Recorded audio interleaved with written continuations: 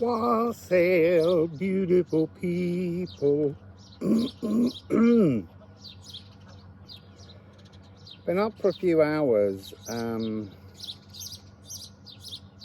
staying on Gozo, as you know, further inland. So walking to the sea first thing in the morning is a much slower journey, but it's something about the joy of slowing down, not having something so readily available. Do the cards there. That was deeply pleasant with diversions. The strangest part was setting off, and I reached a fork in the road, and it said Calypso Cave or some other village, and I thought Calypso Cave every time. If you don't remember Calypso, Calypso is in the Odyssey by Homer, and Odysseus gets caught in a kind of dream world with Calypso for about 9 years or something crazy. Anyway, I followed all the signs, and Calypso eventually became Calypso's cave. And then I reached a bit of a cul-de-sac because the rocks had fallen in and you can't actually get to the cave anymore. But it really is the mythological cave that Homer wrote about, where Odysseus got caught. And there's a lot of really interesting messages within that frequency of how important cul-de-sacs are, spiritual diversions, areas where we follow something and we don't actually reach what we're expecting. They're all relevant. Then I sat on the beach, but too many people kept standing behind me watching. So I've come here and the sun's coming up. There's something about a thing this morning which I was channeling, which is the moon sun. So the moon sun is this notion of the sun looking like the moon, and so it's something about being in a fuller emotional frequency of your truth. Play with that.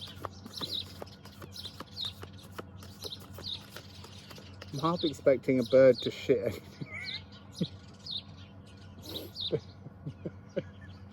They're all just above my head.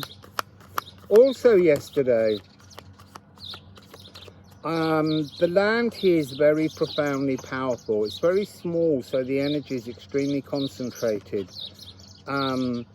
It tripped me up, not right over, but I stumbled as I went to cross a road on a crossing, and one flip-flop broke and my other toe was torn open, and the land took a blood sacrifice from me. But I was very aware as it took this sacrifice that it said, we just need one drop, we don't need your whole life, which was what they did with my brother. That was a really interesting frequency. So we have here personal Yggdrasil tree. Hide and seek. Now that's quite interesting in itself, because I feel like here at the moment, I don't know for you, but there is a sense of the hidden peeking through, like boom, coming out and then vanishing again, like being given glimpses of otherness.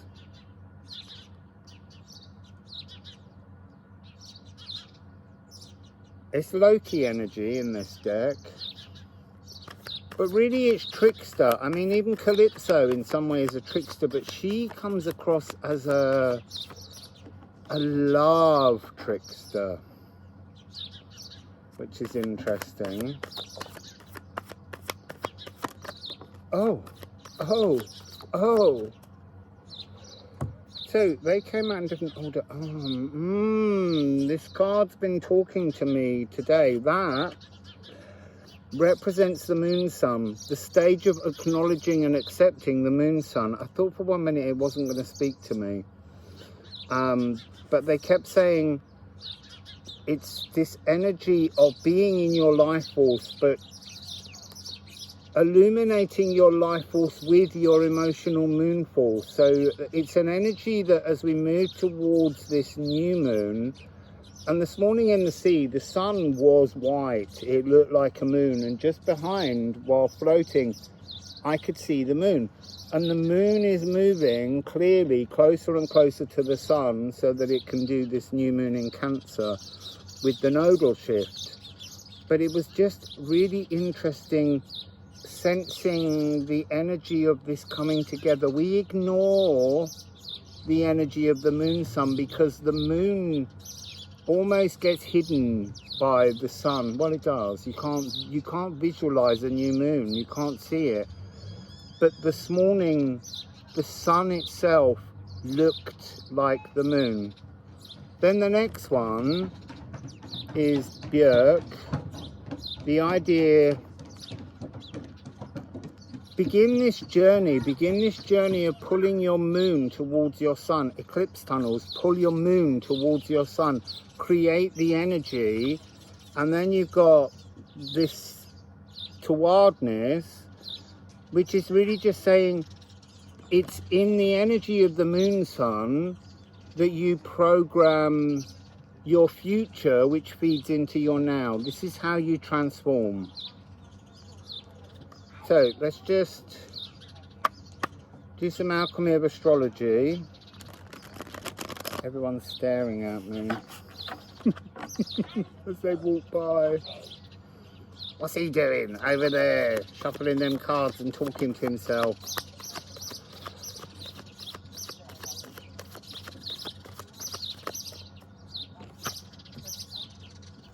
So we have sextile. It feels very much like you need to be supportive and keen and helpful to yourself through this energy of the moon sun. I don't know what else to say at the moment. Look,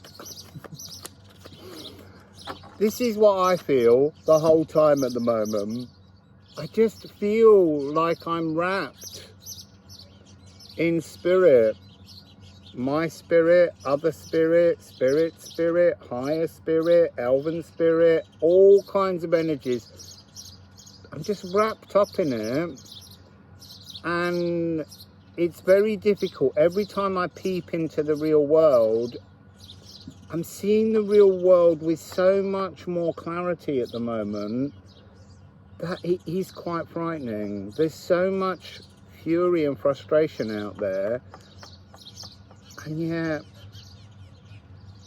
I'm not going to say I'm not bothered. You can be really easily tripped by the energy, or I can at the moment.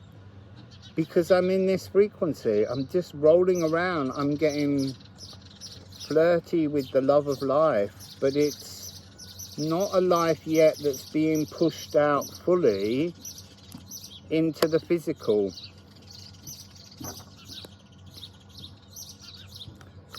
Let's just see what else. Oh look, I want to get under 10 minutes, people.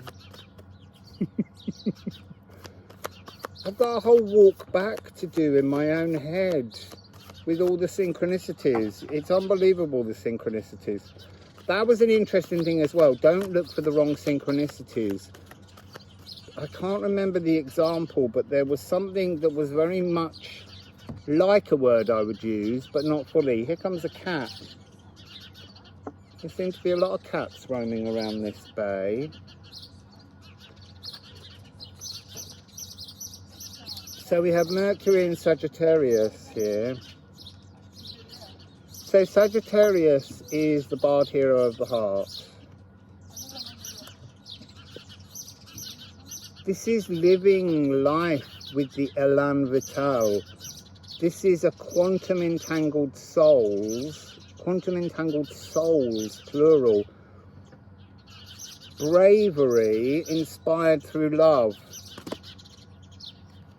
I feel like that's a challenge. We've all got to, brave out life. So the moon sun is brave out life, this symbol of the bard hero of the heart.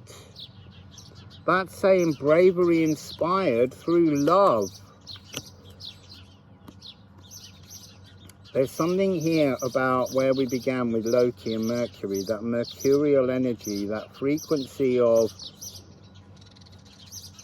the charmer, the silver-tongued, peeping through, saying boo, all of that kind of frequency. This feels very much like something is trying to make itself known, reveal itself, vent itself, and yet somehow the answer is that. It's just spirit, your elven self, higher self, over self, whatever word you want to use. Connect with that frequency, connect with the energy of your